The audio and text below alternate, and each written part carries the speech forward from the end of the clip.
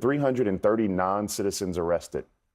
Only about 113 people had criminal records. Trump is talking about ICE raids in Philadelphia next, and Detroit next, and Chicago next. Many Trump supporters were running around with foreign flags, the Confederate flag, the rebellion flag.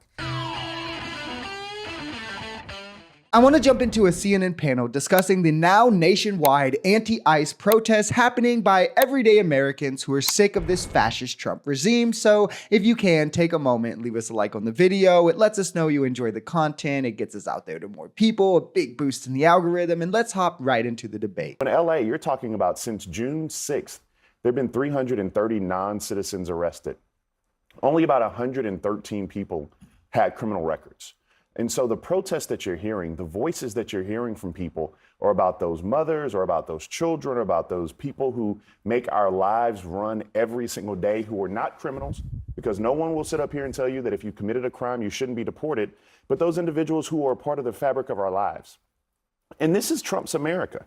And that's what we're seeing. And one of the things that I want to hear from my Republican colleagues is, look, Trump is talking about ICE raids in Philadelphia next, and Detroit next, and Chicago next. But what about those plants that we know are bringing in illegal immigrants in Arkansas? What about those plants in South Carolina with Governor Henry McMaster, or those agricultural facilities in Brian Kemp's Georgia? I mean, are we really cracking down on immigration or illegal immigration? Or are you trying to pit Americans against each other? That is a great point being raised at the end there. It's also a core tenet of fascism. Trump needs a unifying enemy, and he's using these raids to create two.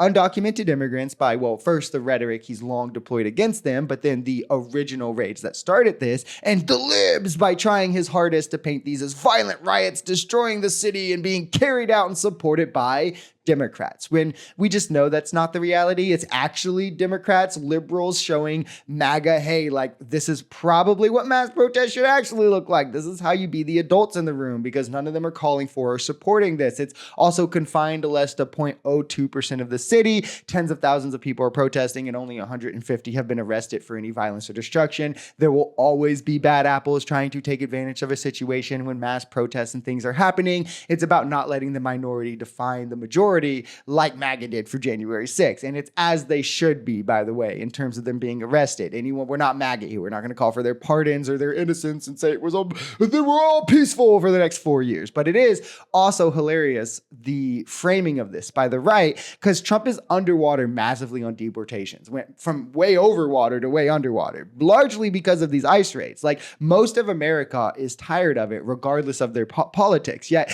these protests, where no one can name a Democrat taking part. No one can name one Democrat taking part. No one can name one Democrat calling for or supporting the violence. Somehow the violence is Democrats. Somehow it's attached to Democrats. It holds as much weight as the people who were saying the Trump shooter was a Democrat, which it was the same people saying that are now saying these raids are Democrats. So take it with a grain of salt, if even that. This is a pattern we have seen over and over and over again. Let's go after Harvard. Let's go after blue city, blue state, where basically he's saying he doesn't trust the LAPD. Let's be very clear. And I think they did, having been in LA during the 92 riots, they did an excellent job. I think he doesn't last trust night. Gavin Newsom, Karen.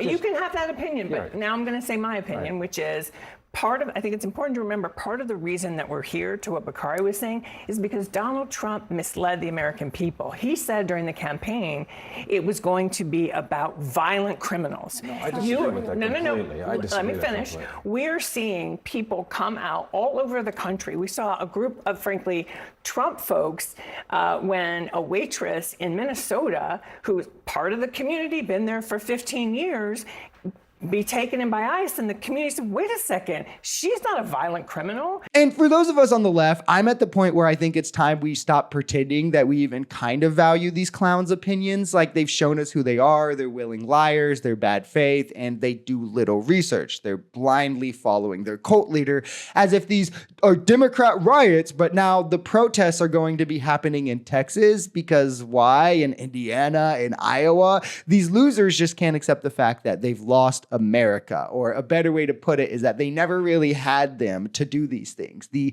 mandate never really existed outside of lowering prices, and that's why Trump only beat a candidate who ran on 100 days by 1.3% or 1.4%. People are sick of Trump's lies that are getting called out time and time again. They said it was about violent criminals. Now 70% that they have detained have no criminal record. They said they couldn't return Abrego Garcia and then return him. People are getting deported and detained without due process, without charge. And Trump, like the fascist he is, sees people getting upset about this, protesting it, and thought he could crush dissent with more militarized authoritarianism. And now, because of that, we're seeing these protests rise up all across the country.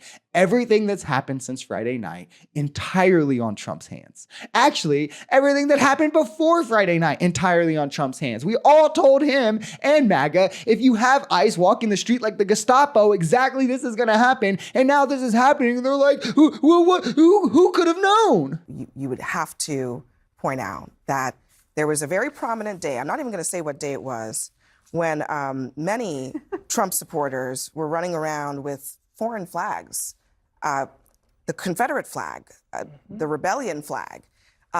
You got the flag of pre-revolutionary Iran flying around for who knows what reason. Another flag, the South Korean flag at a Harrisburg Trump rally just the day before that day that I will not mention the date of. So, you know, I'm not gonna, I don't know. It doesn't matter. You know, I don't have a dog in this fight. I just, all of a sudden, flying foreign flags is a problem now, but it really wasn't a problem before. This part is kind of a self-report as well, because it only becomes a problem for the right when the flag represents a country with a predominantly brown population. They have no problem with all the Israeli flags being flown. MAGA themselves, Jim Jordan has an Israeli flag outside of his office. They have no problem with that. But I mean, the game is completely given away, right? On January 6th, which Trump and MAGA call a day of love, by the way, but this 0.02% of LA protest is the city burning. But on January 6th, a bunch of MAGA stormed the Capitol at the direction of Donald Trump, Trump supporters who were at his rally prior, right? They carried weapons, they broke in, they beat cops to the point that a few later died. They had plans to take hostages and more. They were trying to get fraudulent electors accepted. It was a coup attempt on our government. And we know these are Trump supporters because they were all arrested. We see the records. We know who they are. They're openly Trump supporters. They've said so. Then Trump went on and campaigned for 2 years about how they were his supporters and how he would free them, where he then went on to free them. And a lot of them have came out since about how they're Trump supporters and thank him for pardoning him. MAGA sees all this and they know it's terrible deep down in their hearts. And they want to escape culpability by being able to go, oh, but the violent left. Because when they know this is the MAGA game plan, the playbook, when they know they can't justify or defend what their side has done, they just go, yeah, but the Democrats are worse. It's when little bro gets caught stealing and says, well, big bro's stealing, right? And again, to do this, they have to try their hardest to stretch and attribute any and all violence to the Democrats, despite none of them can name a single Democrat who is doing violence. So, okay, no Democrat is doing violence. They can't name a single Democrat who is supporting the violence. So, okay, not a single Democrat is supporting the violence. And there's not a single Democrat who has called for the violence. Though through this, I mean, it's pretty clear to see how the two things aren't culpable, because in January 6th, there's plenty of Republicans doing the violence, plenty of Republicans calling for the violence. Donald Trump himself said, fight like hell to save your country. And then there's Republicans who supported the violence, Donald Trump who pardoned them. Again, not to mention the fact that it's Democrats actually showing MAGA how these protests are supposed to happen, right? Confine to 0.02% of the city. Don't use your elected politicians to stir up and spark more violence. Overwhelmingly peaceful. Bad apples swiftly arrested and prosecuted as they should be, without then campaigning to free them for the next 2 years. Maybe this will teach MAGA the utility in protests and the difference in a protest and a coup attempt on our government. But they'll probably just start running the same 3 clips of a car burning and pretend that, the whole city's burning, because none of them have actually looked into it. Why do they need to? It's just a talking point.